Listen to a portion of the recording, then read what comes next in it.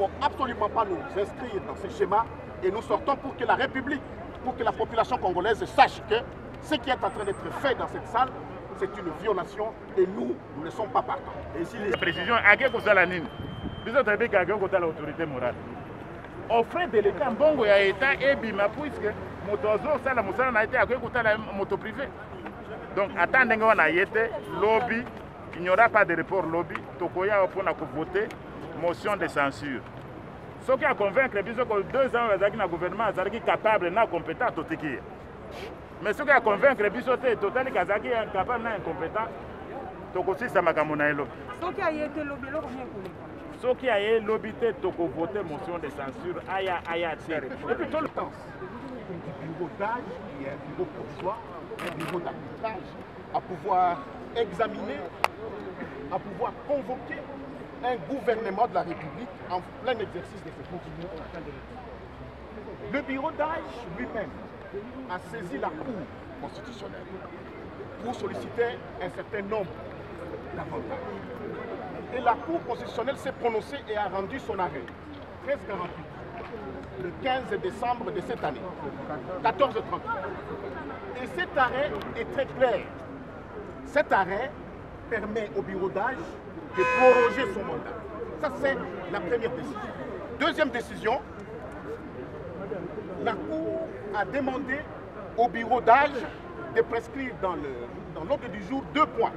Le premier point, c'est de vider la question de la pétition adressée contre les questions radio de l'Assemblée du bureau définitif sortant.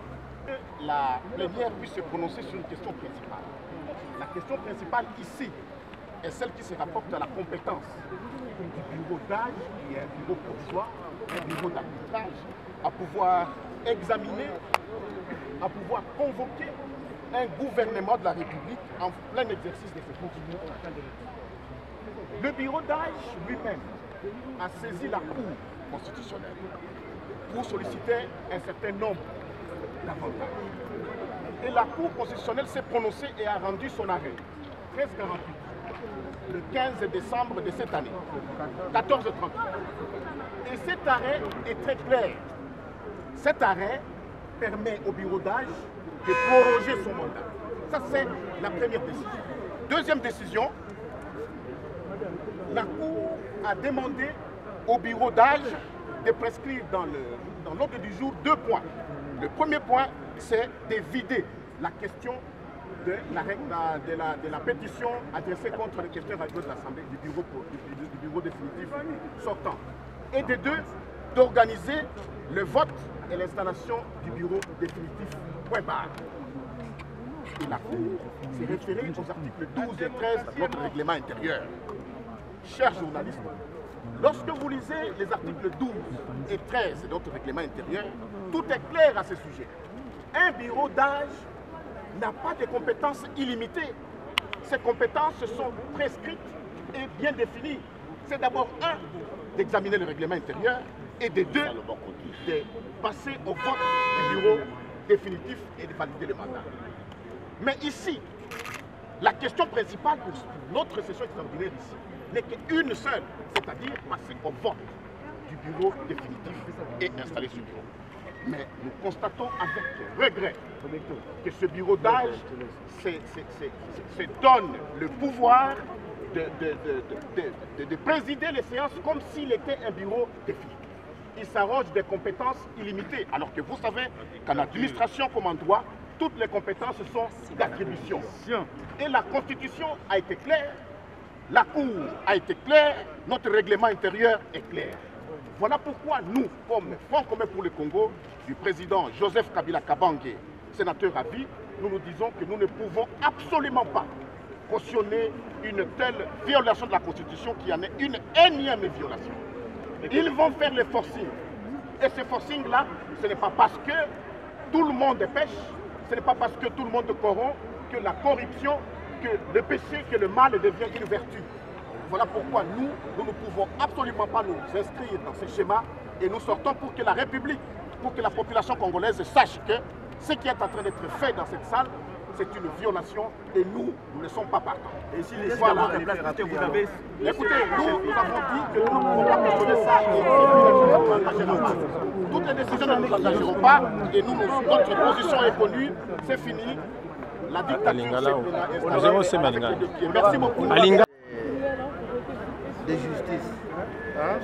Quand un prévenu a été notifié pour comparaître à telle date et qu'il ne comparaît pas, et que en fait tout cela relève des stratégies pour se soustraire de la justice, qu'est-ce qui se passe? Honorable, on retient carrément les défauts. Que répondez-vous à ce qui va arriver demain? Bon, écoutez, maintenant vous me laissez partir. Que répondez-vous à ceux qui disent que le bureau n'est pas compétent? Je suis un haut magistrat. Vous voyez? Donc, on ne peut pas venir devant un bureau d'âge. Voilà les réponses. Je crois que c'est l'occasion de répondre à différents médias ici. Première question à laquelle je réponds, même si vous ne me l'avez pas posée. Est-ce que le bureau d'âge est qualifié pour recevoir cette séance-là? Est-ce qu'il ne fallait pas un bureau définitif? Voici la réponse. La réponse est celle-ci. Le bureau d'âge, le bureau est qualifié. Pour quelle raison? Nous sommes dans une session extraordinaire prévue par l'article 116 de la Constitution. Et une session extraordinaire peut être convoquée à la demande du président de l'Assemblée nationale, s'il vous plaît. En recevant les requêtes du président Mbosso du bureau d'âge, la Cour constitutionnelle lui a reconnu la qualité de président du bureau de l'Assemblée nationale. C'est pourquoi il a pu convoquer une session extraordinaire.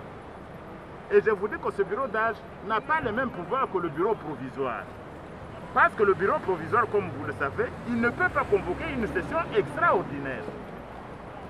Et ça, c'est dans la Constitution. Donc, la Cour constitutionnelle a reconnu à président Mbosso de convoquer une session extraordinaire. Cette session doit être convoquée sur un ordre du jour déterminé. Déterminé par qui? J'entends des gens qui disent, mais la reine ne dit rien, la reine ne dit rien. Sur un ordre du jour déterminé par qui? Réponse. L'ordre du jour est déterminé par le président de l'Assemblée nationale. Parce que suivant la théorie de la séparation des pouvoirs, l'exécutif, le législatif et le judiciaire, le pouvoir judiciaire ne peut pas déterminer l'ordre du jour d'un parlement qui appartient à un autre pouvoir.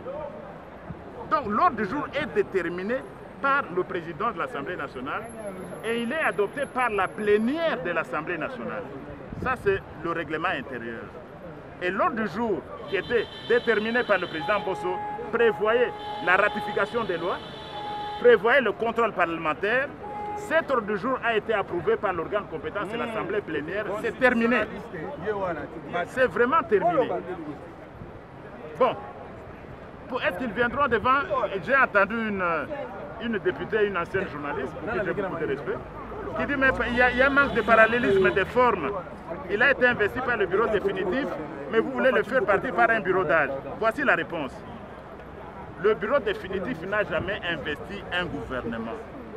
L'article 90 ou 90 de la Constitution dit que le gouvernement, après approbation de son programme, est investi par la plénière. Et ce que vous avez ici, c'est la plénière. Et puis quand ils ne viennent pas devant un bureau, ils viennent devant l'Assemblée plénière. C'est pourquoi quand ils parlent, ils mettent dans leur dos, vous êtes de la presse, non? Dans leur dos, il y a le bureau, qu'il soit d'âge ou définitif ou provisoire.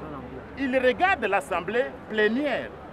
Voilà la réponse qu'il fallait donner à celui-là. Donc, ce bureau, on est compétent pour recevoir la motion de censure. Et j'ai dit cette motion de censure, elle doit être débattue après, votée après 48 heures. Bon, les 48 heures sont épuisées. Aujourd'hui, on devait en débattre, mais tant mieux, mais demain, nous n'allons pas reporter. Il viendra se défendre. S'il peut nous convaincre qu'il a été capable pendant 2 ans de gouverner une république, tant mieux. Mais si c'est prouvé qu'il est, comme on l'a dit de monsieur, il est incompétent, il a été incapable, il sera censuré par la plénière. Et alors, il aura 24 heures pour remettre sa démission au président de la République. Puis, s'il ne démissionne pas, qu'est-ce qui va se passer? Eh bien, la plénière va prendre une résolution qu'il transmettra au président de la République Et le président de la République va se baser sur cette résolution-là de l'Assemblée nationale. En cas de son absence, qu'est-ce qui va se passer? Ça ne change absolument rien. Pourquoi? Parce que nos amis du PPRD, du FCC, le problème c'est l'ignorance des textes et des fondamentaux du droit constitutionnel. Et je vais vous le dire. Pourquoi ils ignorent? On distingue en droit constitutionnel une motion, ce qu'on appelle entre motion de défiance et la motion de censure. Une motion de défiance, c'est quand vous voulez faire partir un seul membre du gouvernement ou quelques membres du gouvernement, on appelle ça motion de défiance. Mais quand vous voulez faire partir tout un gouvernement, on appelle ça motion de censure. Alors, dans le cadre d'une motion de censure, vous voulez faire partir un gouvernement. Comment est composé un gouvernement? Article 90 ou 90 de la Constitution. Le gouvernement est dirigé par le Premier ministre, il comprend les vice-premiers ministres, les ministres d'État, les ministres délégués, les ministres et les vice-ministres. C'est un organe collectif. Donc, et l'article vous dit quoi? En cas d'empêchement du Premier ministre, il est remplacé par le membre du gouvernement précédent. Donc, qu'il soit là. Parce que ça ne le vise pas lui, prof Ilunga Ilunga, ben, individuellement, ça vise tout un gouvernement. Le gouvernement ne s'est pas déplacé à Lubumbashi pour voir une autorité morale. Non, le gouvernement n'est pas en voyage, il ne prend pas l'avion à 18h. Le gouvernement est là. S'il ne vient pas, qu'il soit là ou qu'il ne soit pas là, l'Assemblée plénière sera compétente pour débattre et voter la motion de censure. Comment expliquez-vous, même le ministre du cash, jusque-là, n'arrive pas à démissionner? Voilà, nous sommes légalistes. Nous sommes légalistes.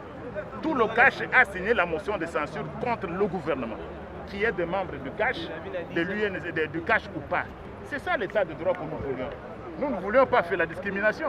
Sinon, on n'aurait pas signé la motion de censure parce que nous avons nos membres là-bas. Mais dans le respect de l'état de droit, nous avons signé la motion de censure, peu importe que les membres du cash soient membres de ce gouvernement. Mission officielle, ils allaient attendre la précision à quel côté la ligne. Ils ont travaillé à quel côté l'autorité morale. Offre de l'État, Mbongo ya État et Bima, puisque Motozo, ça la Moussala n'a été à quel côté la moto privée. Donc, attendez qu'on a été lobby, il n'y aura pas de report lobby, Tokoya pour voter motion de censure. Ce qui a convaincre, c'est que 2 ans, le gouvernement est capable et compétent à tout. Mais ce qui a convaincre, c'est que total est capable et incompétent. Tokosi Samakamona lobby. Ce qui a été lobby, ce qui a été lobby, c'est voter motion de censure.